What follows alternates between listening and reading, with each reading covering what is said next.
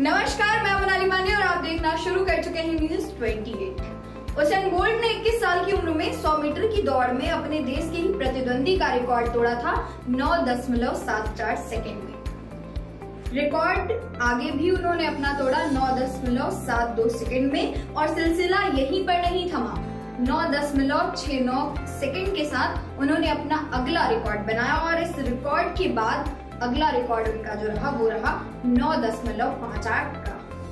इस रिकॉर्ड ने कीर्तिमान स्थापित किया जिसके चलते उसेन बोल्ट को पृथ्वी पर सबसे तेज धावकों के रूप में जाना जाने लगा। जी हाँ, कुछ ऐसा ही रिकॉर्ड बना था हमारे भारत देश में वैक्सीनेशन को लेकर। जो वैक्सीनेशन कुछ दिन पहले प्रतिदिन 34 लाख हुआ करती थी, वो अचानक से 22 जून के दिन 88 लाख तक पहुंच जाती है। देखते ही देखते ट्विटर पर तहलका मच गया। #थैंक-यू-मोदी के हैशटैग ट्रेंडिंग में आ गए। टेलीविजन और समाचार पत्रों में भी कोहराम मच गया वैक्सीनेशन को लेकर। लेकिन जनता ने सोचा था कि ये रिकॉर्ड आगे भी बढ़ता रहेगा, लेकिन किसे पता था कि ये रिकॉर्ड एक समय के बाद थम जाएगा। मतलब ये है कि पहले भारत में 34 लाख वैक्सीन औसतन प्रतिदिन लग रही थी, जो 21 जून को 88 लाख तक पहुंच गई, यानी 2 गुने से भी ज्यादा। इस रिकॉर्ड पर कांग्रेस नेता पी चिदंबरम ने बेहतर प्रदर्शन करने वाले राज्यों पर जमाखोरी का आरोप लगाते हुए तंज कसा। उन्होंने ट्विटर पर लिखा, रविवार को वैक्सीन की जमाखोरी, सोमवार को वैक्सीन लगाएं और मंगलवार को दोबारा से रफ्तार धीमी कर लें। एक दिन में रिकॉर्ड टीकाकरण का यही सीक्रेट मंत्र है। मुझे उम्मीद है कि इस कारनामे को गिनीज बुक ऑफ रिकॉर्ड में जरूर जगह मिलेगी। सरकार की सफाई और विपक्ष के आरोप की पड़ताल इसलिए भी जरूरी है कि 88 लाख टीकाकरण का आंकड़ा अगले ही दिन 54 लाख के करीब पहुंच जाता है। फिर एक दिन में टीकाकरण की रफ्तार में ब्रेक क्यों लग गई, इसका स्पष्टीकरण अब भी आना बाकी है। भारत सरकार के कोविड डैशबोर्ड पर उपलब्ध डेटा से ही इस सवाल का जवाब मिलता है।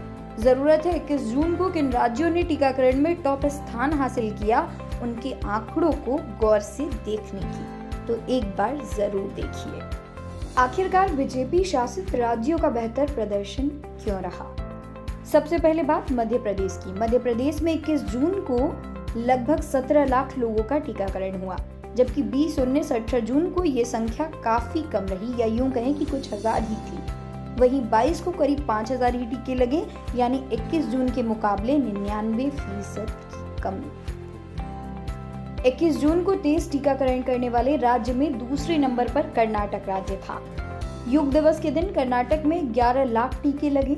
20 जून को 68,000, 19 जून को 2,66,000, 18 जून को 1,92,000 टीके लगे।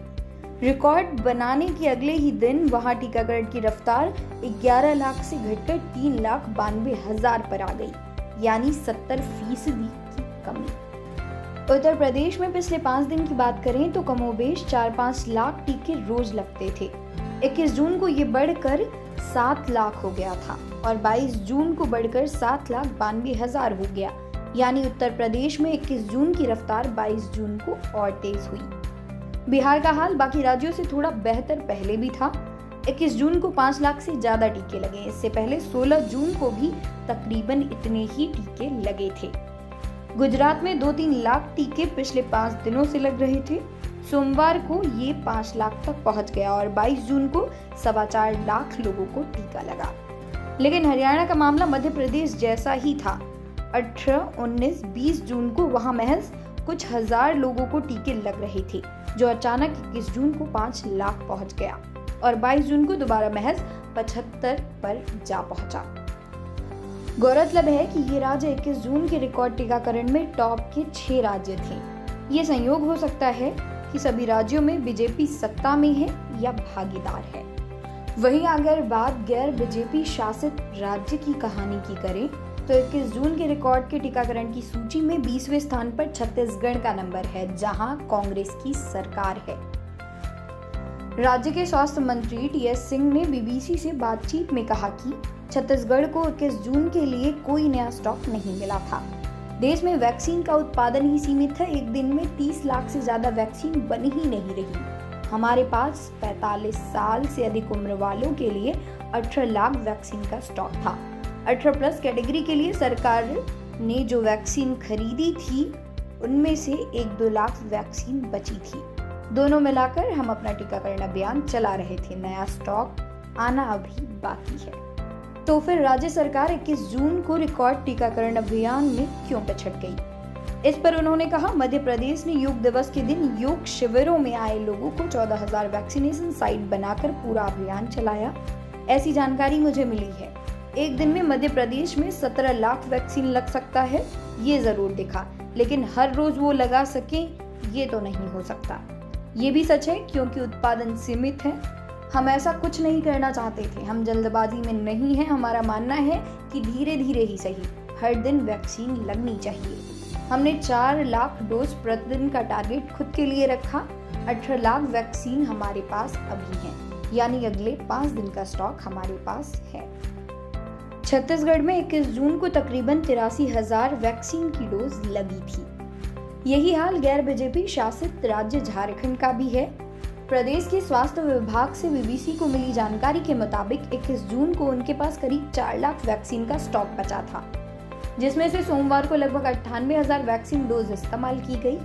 अब जून के बाकी दिनों के लिए उनके पास पर्याप्त डोज भी नहीं बची है। यहाँ गौर करने वाली बात यह है कि दिल्ली और छत्तीसगढ़ जैसे राज्य 45 साल के ऊपर वाले ज्यादातर लोगों को पहली डोज लगा चुके हैं। कुछ लोग 2 टीकों का अंतर बढ़ाए जाने की वजह से इंतजार कर रहे हैं। कुछ लोगों को कोरोना होने की वजह से 3 महीने बाद वैक्सीन लगेगी और कुछ वैक्सीन लगाने को लेकर अब भी हिचक रहे हैं। इस वजह से दिल्ली और छत्तीसगढ़ जैसे राज्यों के पास 45 साल वालों के लिए रखा स्टॉक बचा हुआ है।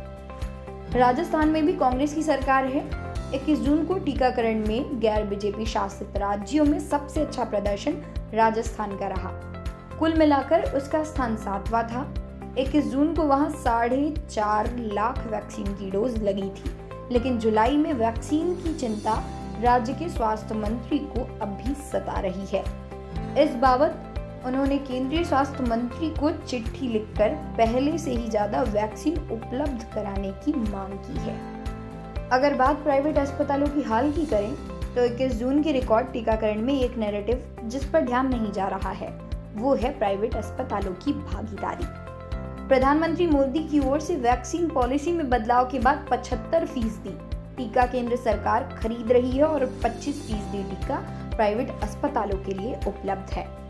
कोविन पर उपलब्ध आंकड़ों के मुताबिक बुधवार को लगभग 50,000 साइट पर टीकाकरण अभियान चलाया जा रहा है, जिनमें से 16,000 साइट ही प्राइवेट हैं। पिछले 2-3 दिन से ये आंकड़ा इसी के आसपास है, यानी जितनी संख्या में उनकी भागीदारी होनी चाहिए वो नहीं हो पा रही है। अपने विचार कमेंट बॉक्स में लिखें, वीडियो को लाइक करें, ज़्यादा से ज़्यादा शेयर करें ताकि जो लोग अभी तक वैक्सीनेशन को लेकर जागरूक नहीं हैं वो जागरूक हो सकें। फिर से मिलूंगी एक नई वीडियो में एक नए मुद्दे के साथ। तब तक के लिए नमस्कार।